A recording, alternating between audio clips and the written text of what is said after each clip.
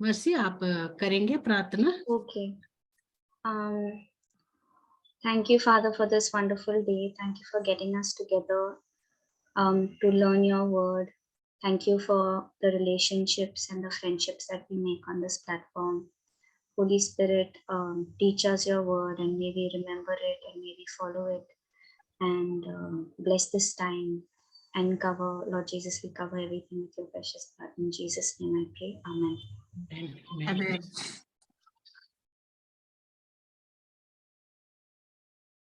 आप सब अपना वीडियोस चालू करें तो मुझे अच्छा लगेगा।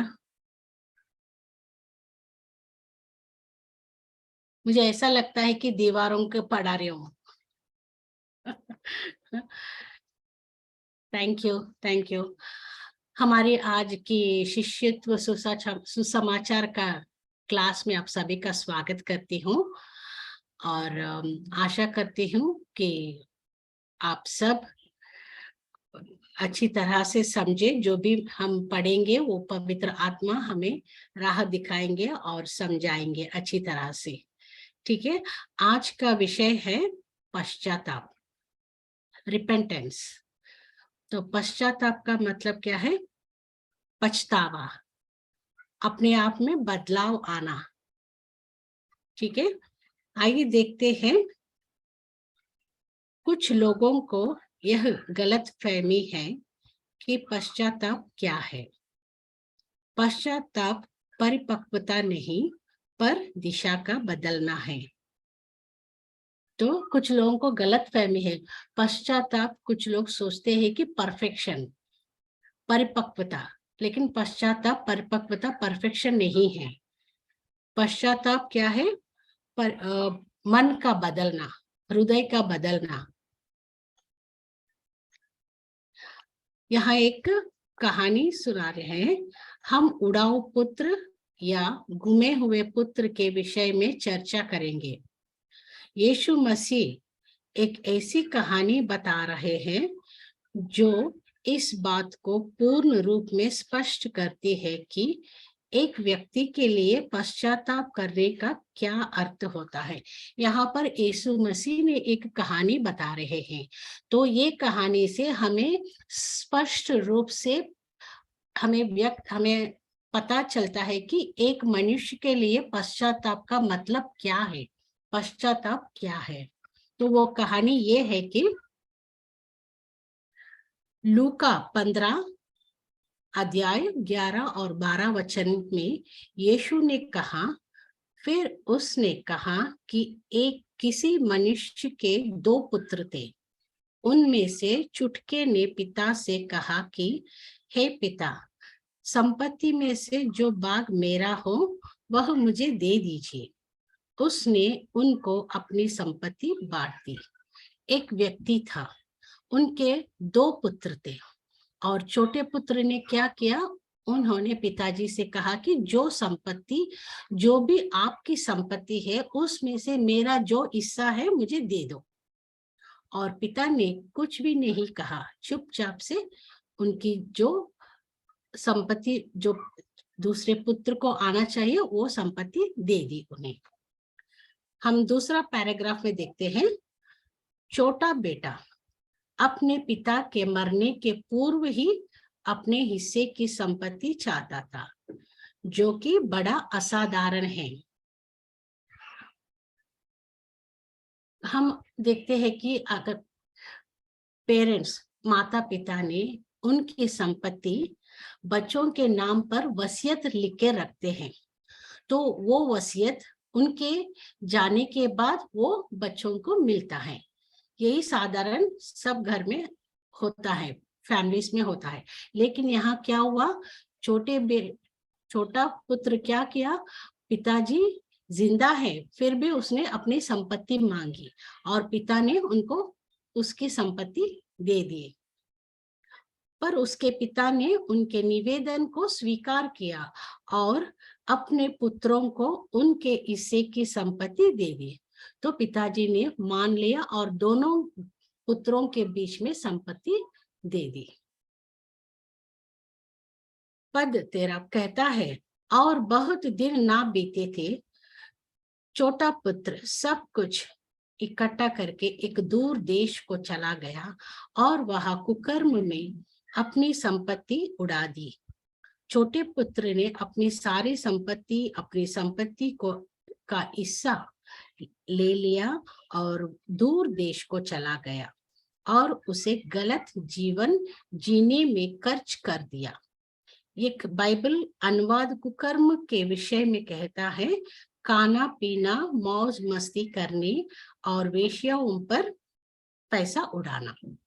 तो ज्यादा दिन नहीं बीता, छोटा पुत्र ने क्या किया, पूरा संपत्ति लेके घर छोड़ के चला गया और वहां पूरा जो भी संपत्ति था उसने मौज मस्ती और वेश्याओं पर पूरा पैसा उड़ा दिया, सब खत्म हो गया।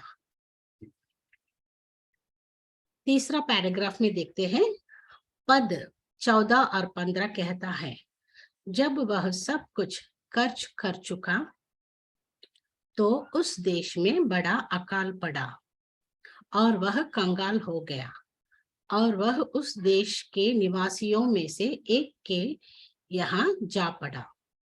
उसने उसे अपने खेतों में सुअर चराने के लिए भेजा। तो जो देश में ये लड़का छोटा पुत्र गया, पैसा पूरा उड़ाने के बाद उसके पास कुछ भी नहीं था, कंगाल हो गया।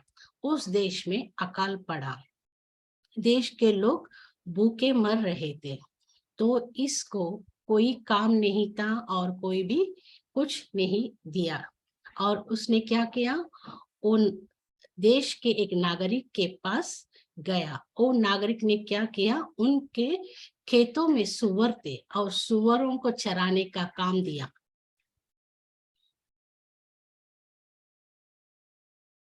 पद 16 कहता है, और वह चाहता था कि उन फलियों से जिन्हें सुअर खाते थे अपना पेट भरे, और उसे कोई कुछ नहीं देता था। वह भूख मरी की ऐसा दिशा में पहुंच गया और उसने कहा, मुझे कुछ भी भोजन दे दो, मुझे सुअरों का ही भोजन दो। फिर किसी ने उसे कुछ भी नहीं दिया, उसने अपनी पूरी संपत्ति लुटा दी।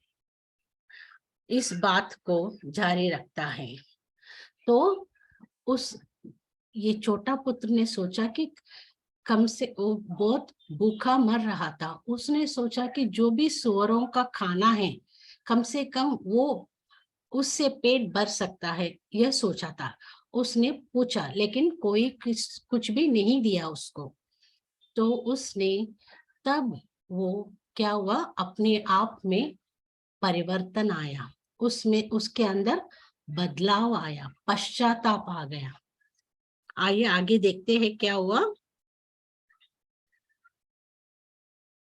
जब वह अपने आप में आया तब कहने लगा कि मेरे पिता के कितने ही मजदूरों को भोजन से अधिक रोटी मिलती है और मैं यहाँ भूखा मर रहा हूँ।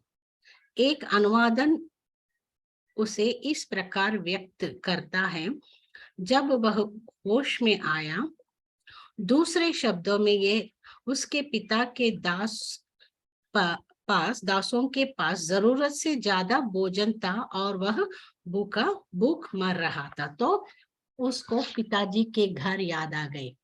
वो सोच रहा था कि मेरे पिताजी के घर में बहुत सारे दास और दासियां हैं और उनको अधिक से ज्यादा भोजन मिल रहा है, लेकिन यहाँ मैं भूखा मर रहा हूँ।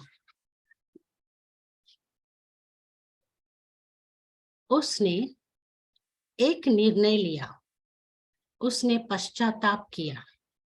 पश्चाताप मन का बदलना है, हृदय का बदलना है, जो एक व्यक्ति को मोड़कर उस पर कार्य करने को मजबूर करता है जिस पर वो विश्वास करते हैं। हम सब पिता परमेश्वर और अपने घर स्वर्ग से मोड़ लिए हैं। तो यहाँ पर वो पश्चाताप आ गया और उनके अंदर बदलाव आ गया। पश्चाताप का मतलब, सही मतलब यह है कि मन का बदलना, हृदय का बदलना। और पुरानी पुराने रास्ते को छोड़कर नया दिशा में जाना। एक एग्जाम्पल, एक उदाहरण बताती हूँ मैं। जब हम गाड़ी में एक जगह हम जा रहे हैं गाड़ी में, तो बिना जीपीएस, तो कुछ दूर जाने के बाद हमें पता चलता है कि हम गलत रास्ते में जा रहे हैं, तो आप क्या करेंगे? अगर हमें पता चलता है कि हम गलत रास्ते पे जा रहे हैं, तो फिर भी वही रास्ता लेते हैं हम लोग? नहीं, हम क्या करते हैं? पीछे मुड़ जाते हैं, सही रास्ता लेते हैं। तो यहाँ जीपीएस क्या है? बाइबल। तो बिना बाइबल के, बिना प्रभु के वचन से हम बिना प्रभु के वचन के हम जो मार्ग लेते हैं वो सही मार्ग नहीं होता है, हम गलत राह में जाते हैं। अगर हम प्रभु के वचन को हर दिन पढ़ते हैं तो हम सही मार्ग में जाएंगे, और प्रभु का वचन हमें सही रास्ता दिखाता है।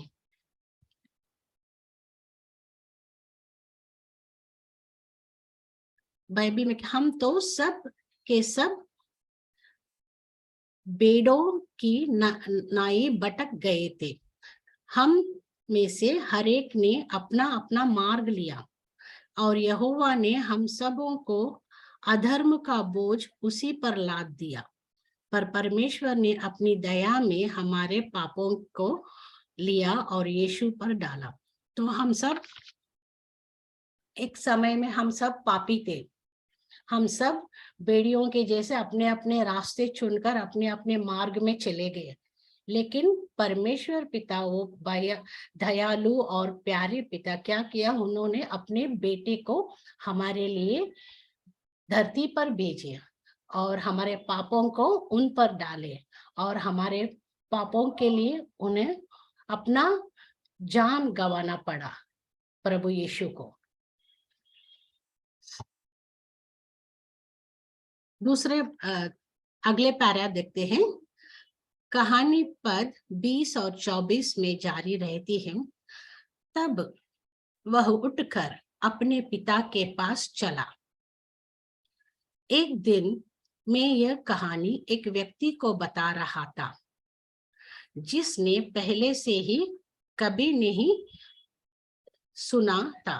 वह मात्र यह जानता था कि जब पुत्र लौटेगा तो पिता यही कहेगा, पुत्र, देखो तुमने क्या किया, तुमने मेरा सारा धन बर्बाद कर दिया, और जो मैंने जीवन भर कमाया था, अब मेरे दासों में से एक बनो।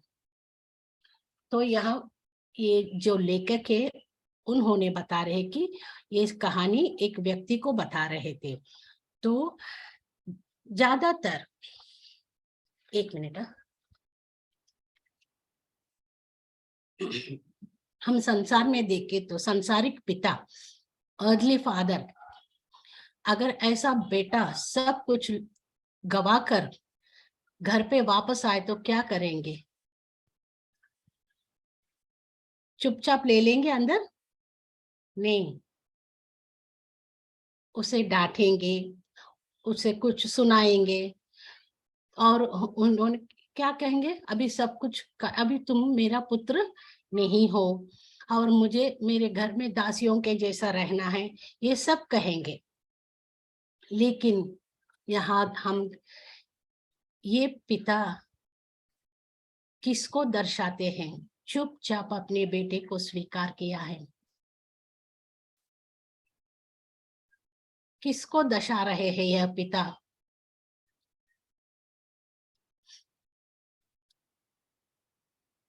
कोई बता सकते क्या? किसके स्वभाव को दर्शा रहे हैं ये पिता? प्रभु यीशु के। या मर्सी क्या? प्रभु Yeshu. Father God. Yes, Jesus. Okay, प्रभु यीशु को दर्शा रहे हैं। चुपचाप अपने बेटे को स्वीकार किया, उसने कुछ भी नहीं कहा। तो देखते हैं कैसा स्वीकारते हैं।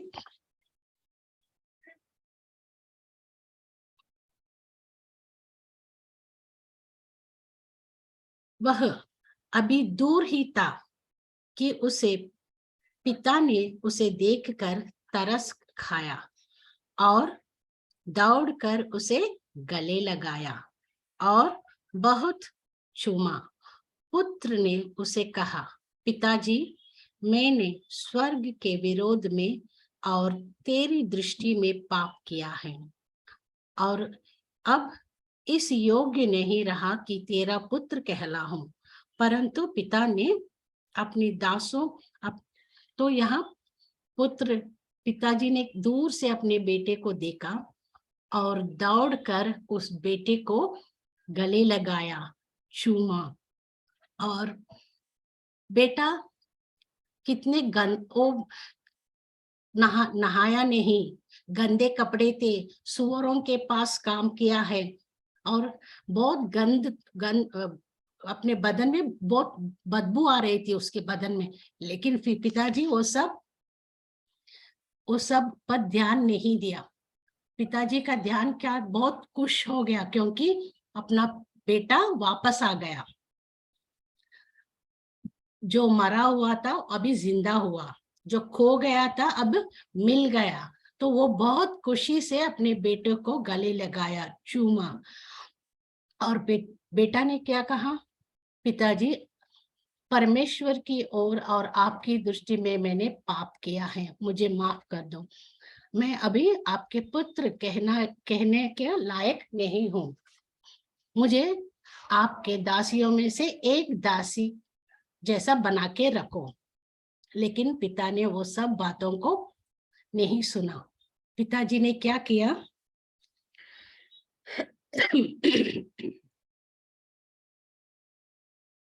परंतु पिता ने अपने दासों से कहा, जड़ से अच्छे से अच्छा वस्त्र निकालकर उसे पहनाओ और उसके हाथ में अंगूठी और पाँव में जूतियां पहनाओ।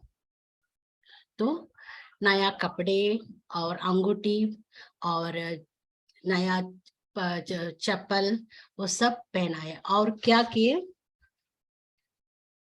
पला हुआ बछड़ा लाकर मारो ताकि हम खाए और आनंद मनाए।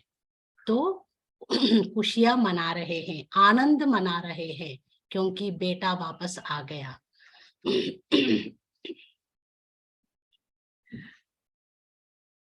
फिर खो गया था, अब मिल गया और वे आनंद करने लगे और उन्होंने पार्टी करना शुरू कर दिया। लास्ट पैराग्राफ में देखते हैं, मैंने एक बार एक व्यक्ति को बताया और उसने मुझे बताया। अब मुझे पता चला, यदि मैं अपनी स्वर्गीय पिता की ओर दया के लिए फिरूं और कहूं, पिता, मैंने तेरे विरुद्ध पाप किया है और मैं तेरा पुत्र कहलाने के योग्य नहीं हूं, वह मुझे स्वीकार करेगा। हमारा स्वर्गीय पिता हम पर तरस खाएगा और वह आपको दास नहीं बनाएगा, वह आपको अपने पूर्ण पुत्रत्व में स्थापित करेगा। परमेश्वर आपका इंतजार कर रहा है। क्या आपने मुंह फेर लिया है? आप आज ही अपने स्वर्गीय पिता और स्वर्ग अपने घर की ओर क्यों नहीं मुड़ते? तो लास्ट पैराग्राफ में ये कह रहे हैं, कोई भी अगर पश्चाताप से परमेश्वर की ओर मुड़ेंगे और परमेश्वर से कहेंगे कि मैंने पाप किया है, पिताजी मैंने पाप किया है, तो परमेश्वर क्या करेंगे, उसे पुत्र के रूप में स्वीकार करेंगे। हम सब अब क्या है, हम सब परमेश्वर के पिता, परमेश्वर के पुत्र और पुत्री हैं। हमें पुत्र और पुत्री बनाया गया है, हम दासी नहीं हैं, उनके पुत्र और पुत्री हैं। और यीशु प्रभु के समान है, हमको उनके समान हमें वो दर्जा दिया गया, पुत्र का सम्मान दिया गया है।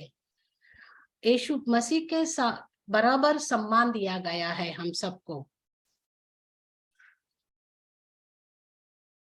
तो यही कह रहे कि आज आप अगर पश्चाताप से परमेश्वर की ओर मुड़ेंगे तो वो आपको पुत्रत्व स्थान देते हैं। आइए हम देखते हैं कुछ प्रश्नोत्तर।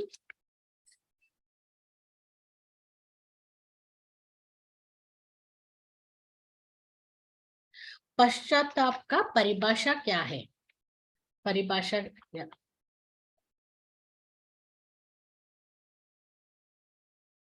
कोई बता सकते क्या पश्चाताप का अर्थ क्या है?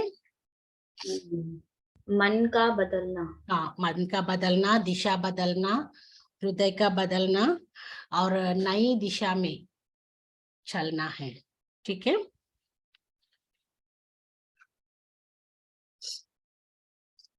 सेकंड वन,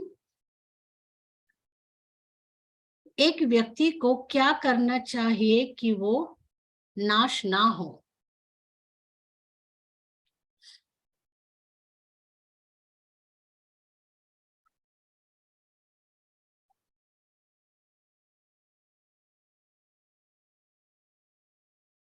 एक व्यक्ति को क्या करना चाहिए वो नाश ना हो? पश्चाताप करना है। पश्चाताप परमेश्वर के लिए सभी लोगों की इच्छा क्या है? परमेश्वर की इच्छा क्या है हम सब के लिए? कि सब लोग पश्चाताप करें, उनकी ओर फिरे, उनके ओर देखे। हम सब गलत रास्ते को छोड़कर उनके मार्ग पर चलने का पश्चाताप वो है, क्योंकि उनके मार्ग में चल सकते हैं पश्चाताप होकर।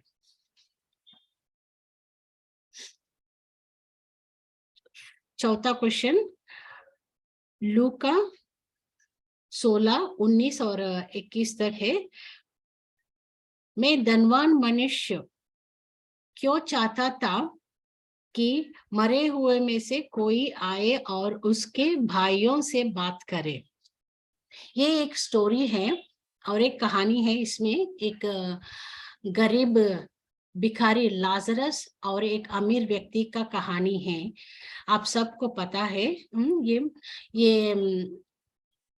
ये भिखारी हर दिन ये अमीर के गेट के ऊपर फाटक के पास बैठता था और वो गरीब का बदन पूरा घावों से भरा हुआ था और ये वहां बैठते वो अमीर रोज अच्छे अच्छे कपड़े पहनता था और अच्छा खाना खाता था, अच्छा जीवन बिता रहा था, बहुत सुखमय जीवन बिता रहा था वो अमीर। तो ये ये भिखारी सोचता था कि जो भी वो खाता है वो खाने के मेज से कुछ तो भी गिरे तो निवाला गिरे तो वो उठा के खा सकता, वो सोच के वहां बैठता था। तो एक दिन ऐसा हो गया कि ये भिखारी लाजरस मर चुका और उसको एंजल्स उसको उठा के इब्राहिम के गोद में बिठाए और स्वर्ग में लेके गए उसको। और एक दिन ये अमीर भी उसका भी देहांत हो गया, वो मर गया और उसको नरक में भेजा गया और वहां बहुत पीड़ा सह रहा था, बहुत पीड़ा सह रहा था। और एक दिन क्या हुआ, उसने अपने आंख उठाकर स्वर्ग की ओर देखा, नरक में से वहां देखा तो भिखारी जो उसके गेट पर बैठा था वो इब्राहिम के गोद में बैठा था। और ये अमीर व्यक्ति ने इब्राहिम से, पिता इब्राहिम वो लाजरस को इस तरफ भेजो ताकि वो पानी में उंगली डुबाकर मेरे जीभ को ठंडा करे। तो तब इब्राहिम ने कहा, जब तुम धरती पर थे बहुत अच्छा सुखमय जीवन जिया था और लाजरस बहुत दुखी था, उसको खाना भी नहीं मिलता था, वो अब सुखमय जीवन बिता रहा है। तो ये अमीर व्यक्ति कहता है कि पिता इब्राहिम, किसी को धरती पर भेजो, मेरे 5 भाई हैं और कम से कम वो लोग पश्चाताप करेंगे और ये पीड़ा में, नरक में नहीं आएंगे, वो लोग स्वर्ग में जा सकते हैं। तो इब्राहिम ने कहा कि नरक और स्वर्ग के बीच में बहुत बड़ा खाई है, यहाँ के लोग उस तरफ नहीं जा सकते, स्वर्ग के लोग इस तरफ नरक में नहीं आ सकते, नरक में जो है वो लोग स्वर्ग में उस तरफ नहीं जा सकते, क्योंकि बहुत बड़ा खाई है दोनों के बीच में। और इब्राहिम ने कहा उस अमीर व्यक्ति से, धरती पर मूसा है और भविष्यवक्ता है, वो लोग उनके बात सुन सकते हैं। तो ये अमीर ने कहा नहीं, वो लोग नहीं सुनेंगे। तो यह मतलब ये है कि जो कुछ हम पश्चाताप करते, जो कुछ भी हम अच्छा काम करना है यहीं पे करना है। अब अच्छे पश्चाताप करना है, अपने अपने में बदलाव आना है हमारे अंदर, हम प्रभु की ओर देखना है, उनकी तरफ मोड़ना है। क्योंकि एक बार हम यह धरती छोड़ दिए तो हमारा मृत्यु हो गई, तो फिर हम खाली 2 ही द्वार है, एक नरक द्वार, एक स्वर्ग द्वार। अगर हम पश्चाताप करेंगे, रास्ता बदलेंगे, अच्छे मार्ग पर चलेंगे, तो हम स्वर्ग में जाएंगे। वहां जाने के बाद पश्चाताप नहीं होता, जो भी पश्चाताप करना है वह सब यही होता है। वह खाली 2 ही द्वार है, तो जो रास्ता हमको चुनना है वो यहीं पे चुनना है। कौन सा रास्ता चुनेंगे? आप शैतान की बातों में आएंगे या प्रभु की बातों में आएंगे? किसके बातों पर चलेंगे? तो हम सबको निर्णय करना है। यही पश्चाताप का अर्थ है। दूसरा प्रश्न 5वां प्रश्न देखते हैं। उसके भाई इस पीड़ा के स्थान नरक में आने से बचने के लिए क्या करें? उन्हें पश्चाताप करना चाहिए। ये अमीर के भाई जो धरती पर है उनको पश्चाताप करना है। क्वेश्चन 6 में क्या है कि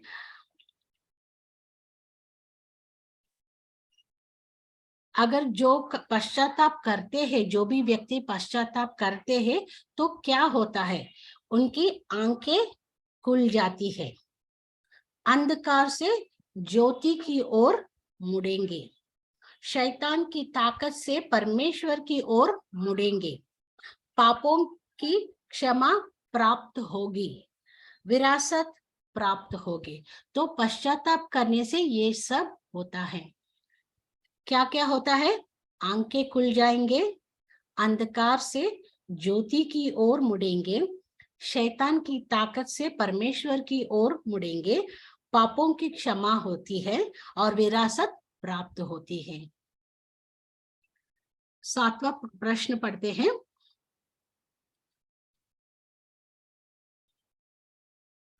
इस पद के आखिरी भाग में 3 बातें बताई गई है जिसे गैर यहूदी को करना चाहिए। वह चीजें क्या है? वह 3 चीजें हैं। पश्चाताप करना, परमेश्वर की ओर मुड़ना, अपने कामों के द्वारा अपने पश्चाताप को सिद्ध करना। 8वां प्रश्न देखते हैं।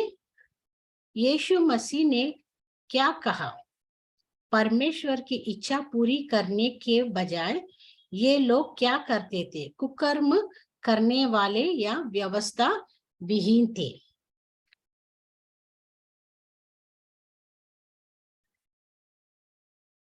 दूसरा प्रश्न, सच्चा पश्चाताप बनाम महो जबानी ईश्वर की सेवा में के महत्व के विषय में यह आपको क्या बताता है? उद्धार दिल से होता है, उद्धार दिल से आता है, ना कि बकबक करने से आता है। उद्धार दिल से आता है।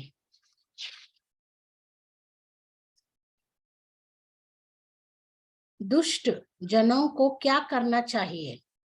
दुष्ट जनों को अपना मार्ग छोड़ देना चाहिए, अपनी दुष्टता छोड़ देना चाहिए।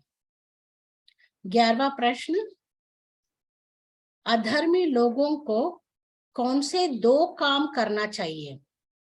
अपने विचारों को त्याग कर परमेश्वर की ओर लौटना चाहिए। और 12वीं प्रश्न, परमेश्वर उस व्यक्ति के लिए क्या करेगा?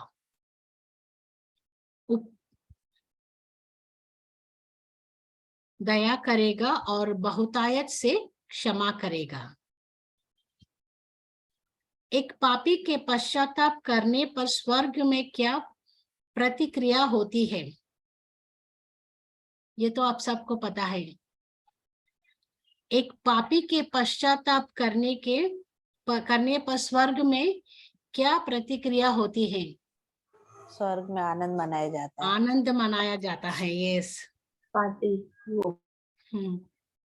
जब आप पश्चाताप करते और मन परिवर्तन कर लेते हैं तो आपके पापों का क्या होता है? अपना पाप पूरा धुल जाएंगे। जाता है। यस। तो मैं आशा करती हूँ कि पश्चाताप का मतलब आपको सबको अच्छी तरह से आ गया। मैं ये विश्वास करती हूँ। अगर आपको कुछ डाउट है तो पूछ सकते हैं।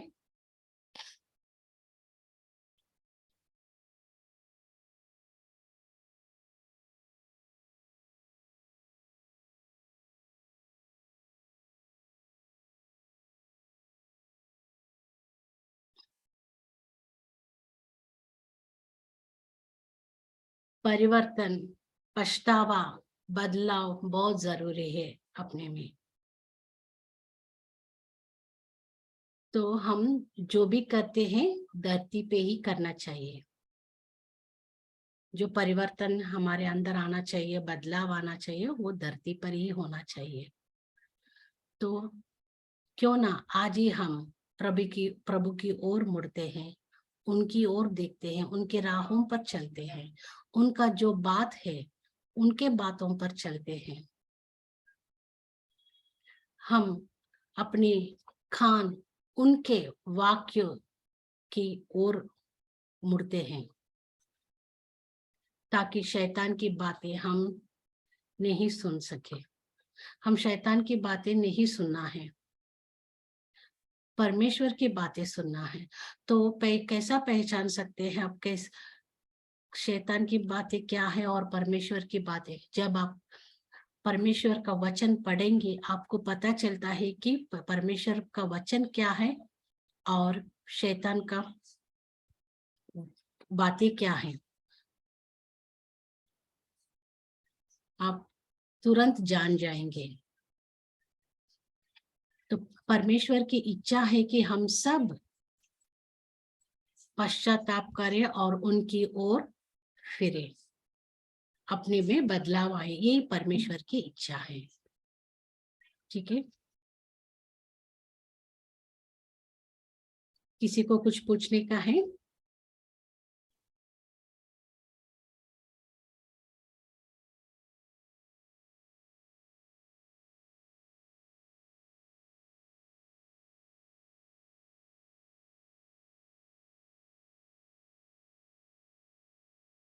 आइए फिर हम प्रार्थना से क्लोज करते हैं।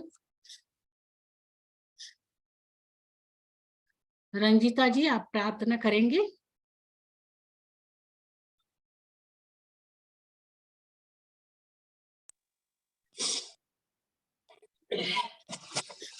Thank you father. धन्यवाद धन्यवाद पिता परमेश्वर राजा, तेरी महिमा तेरी गौरव तेरी प्रशंसा हो बे प्रभु राजा। तू सच्चा परमेश्वर है प्रभु राजा। हालेलुया। दया कर प्रभु, छू ले अपने पवित्र लहू से प्रभु। तूने कितना सुंदर सा दिन दिया है पिता परमेश्वर, तेरे चरणों में अपने आप को समर्पण करते हैं प्रभु राजा। हम जितने लोग हैं प्रभु, प्रत्येक को तेरी महिमा हो बे प्रभु। आज जो हम प्रभु सुन सके पिता परमेश्वर, उसे हम मनन करें प्रभु, उस पर चल सके प्रभु, अपने आप को पश्चाताप करे पिता परमेश्वर की तेरे हम राज्य के प्रभु वारिश बन सके पिता परमेश्वर राजा। हालेलुया। क्योंकि जीवन प्रभु तेरा दिया हुआ है पिता परमेश्वर राजा। अपने पवित्र लहू से हमें धो डाल पिता परमेश्वर। हमें बता प्रभु कि तुझ में हम आगे कैसे बढ़े पिता परमेश्वर राजा, कि हर वर्ड को तेरे को सुन के पिता परमेश्वर राजा हम 100 गुना फलवंत ला सके पिता परमेश्वर। क्योंकि हम बुद्धिहीन है पिता परमेश्वर। तू ज्ञान का भंडार है, हमें ज्ञान दे पिता परमेश्वर राजा। हालेलुया प्रभु, तूने अब तक हमें संभाल के रखा है पिता परमेश्वर राजा। फिर से हम लोग मंगलवार को एकत्रित होंगे प्रभु, जितने बहन लोग हम लोग इकट्ठित हुए सबको अपने पवित्र लहू से घेरे रख पिता परमेश्वर। इस रात्रि के भार को ले पिता परमेश्वर राजा, कि हमें चंगाई रहे पिता परमेश्वर राजा, की तेरी महिमा बड़ाई प्रशंसा करते प्रभु। फिर हम लोग एक साथ इकट्ठा हुए तेरी महिमा गौरव प्रशंसा के हमें योग्य बना। छोटी सी प्रार्थना प्रभु यीशु मसीह के नाम से मांगते हैं, सुन और ग्रहण कर। आमीन। आमीन आमीन आमीन।